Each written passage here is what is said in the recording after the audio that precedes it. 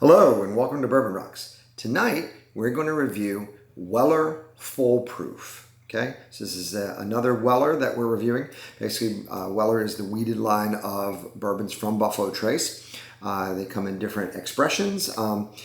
Last night we did the 12-year, which is obviously aged longer. This is the Full Proof, which is obviously a higher proof.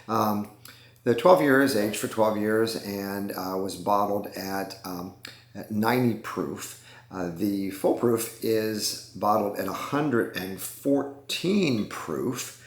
And because it's a non-age dated bourbon, it means it has to be at least 4 years old. Probably not as high as 8 because you'd get into that CYPB range.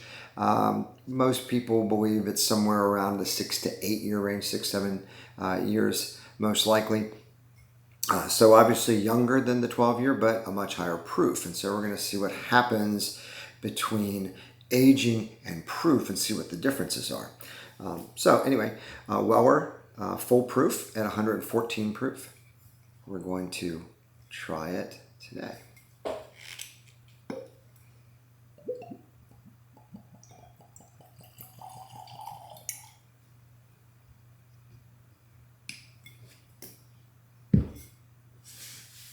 All right, so we start our Glencairn glass as usual on Bourbon Rocks, our main tasting glass.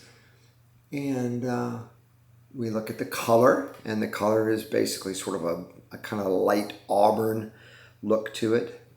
A nice and full-bodied, great little legs. It makes a nice clinging to the glass, little slow legs running down. Let's see what we get on the nose. And, word about the glass, again, we'll do some videos talking about how we taste. And there are different glasses that you can use for tasting bourbon. The Glencairn is considered one of the most popular and best ways to taste bourbon. But we'll get started with the nose. Keep your mouth open. Bring in those aromas. Now, immediately, the higher proof hits you. There's definitely more alcohol in the nose than you had with the 12-year because it is a much higher proof. So what you typically want to do when you're nosing high-proof bourbons is give it that first sort of whiff, because that ethanol is going to hit you at first and hit those smell receptors, the olfactory receptors in your nose. Give it a second, come back again, because now your nose is a little more used to the proof, the higher alcohol, and then that's going to start allowing you to get those scents a little bit better. And this is very sweet on the nose, some cotton candy, caramel corn. There's some fruit with, cherry. I found almost all of the weeded bourbons from Buffalo Trace, from the Wellers and the Pappies, are going to basically have a lot of cherry in them. And that's there's no difference here. There's definitely some strong cherry along with that little cotton candy-ishness. Interestingly, with this one, that I haven't really gotten before with any of the other Wellers, is there's some tropical notes, like a little bit of pineapple. Something that typically gets more reserved for rums. Probably the extra proof is pulling some more of that and little tropical notes out of the barrel.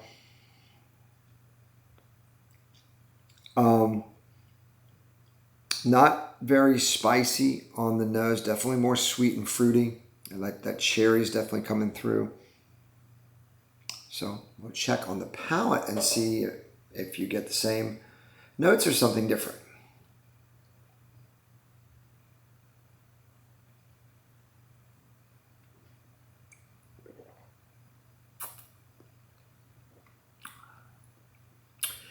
Chew the bourbon, that Kentucky chew. Get it all around your mouth to all the different taste buds. Well, this is vanilla forward, certainly. The 12-year, because it was a little older, I thought it was more oak forward. This is not aged as long, but it's a much higher proof, and there's definitely much more vanilla forward with the Full Proof.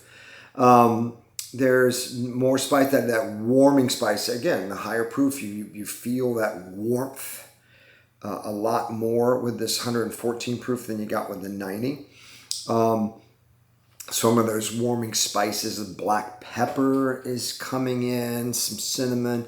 It's not nearly as fruity or nearly as sweet on the palate as it was on the nose, but I'm still getting the cherry, that cherry and then weeded expressions from Buffalo Trace still comes through. But it's definitely, it's a lot spicier. It's hotter. I like high proof bourbons, so I find that nice. I think you get more complexities with a higher proof. So you have some of that sweetness that started on the nose that kind of fades, but with the palate, more of the spiciness comes out with that in the palate. That tropical note's completely gone. That pineapple, which was wonderful on the nose, is gone now. And it's a little bit more spicy, more of the cinnamony, a little bit of black pepper, as I said. The finish is a lot longer than it was with the 12-year. You can feel that warming baking spice, coming down much longer than you get with the 12-year.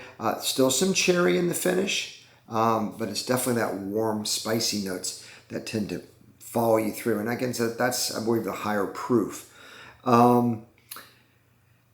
Interesting. There's definitely more complexity here. I thought the 12-year was a really, really good bourbon. It was definitely sweeter, a lot more of that kind of sugar plum, vanilla custard. It was definitely oakier from the age. Some of the tobacco flavors you got with the aging.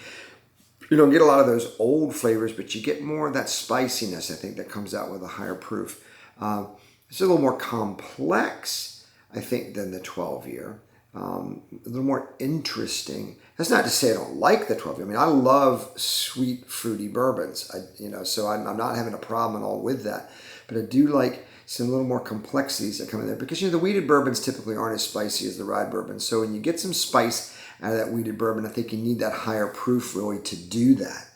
I'm going to give this a king like I did the 12, but with some reservations. The 12, my problem was it needed to be a higher proof. 90 just was not high enough proof to really make that an ace.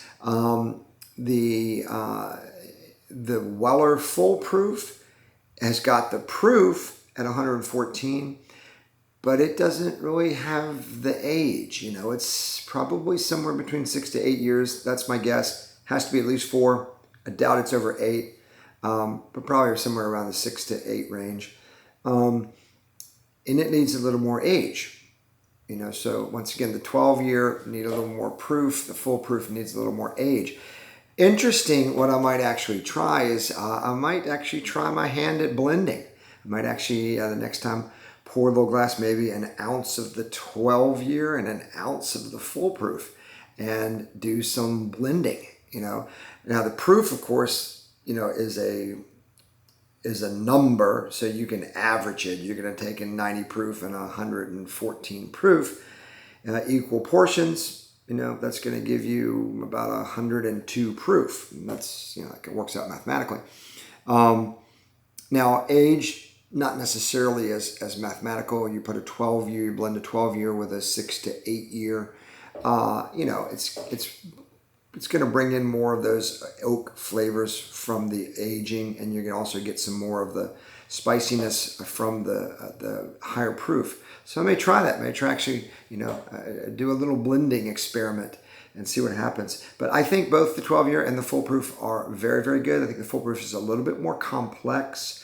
12 years a little more sweeter, a little more drinkable. But it just really depends on your preference. And if you happen to get both of these, maybe you'll try your hands at blending too. See what happens. Both of them, like all the Weller products, are going to be overpriced if you get them on the internet. That's the Buffalo Trace Mystique. If you can get them, in the lottery or list price, then by all means, they're both extraordinarily good bourbons. Weller, not quite at the Pappy level unless you truly go into the Buffalo Trace Antique Collection, whereas, as I've said many times, the William LaRue Weller is one of the best bourbons in the world. So these aren't going to come to that level, but they're very, very good, and I recommend both. And so this is Weller Full Proof at 114 proof. Again, a king. Could be aged a little bit longer, but it's got the proof point that makes it a very complex Bourbon starts out sweet and fruity, kind of ends with the spiciness, and worth the money. All right, check us out on bourbonrocks.com. Thank you very much.